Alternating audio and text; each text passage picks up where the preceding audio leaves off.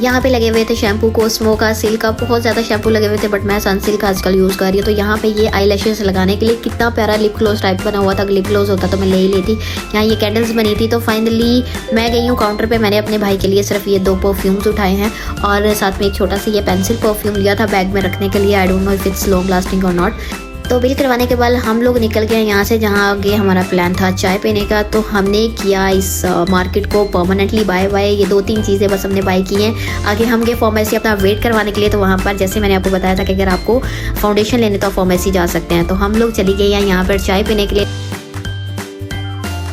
ये रही मेरी ओल्ड अकोमोडेशन, जहाँ पे मैंने सबसे पहली वीडियो अपलोड की थी।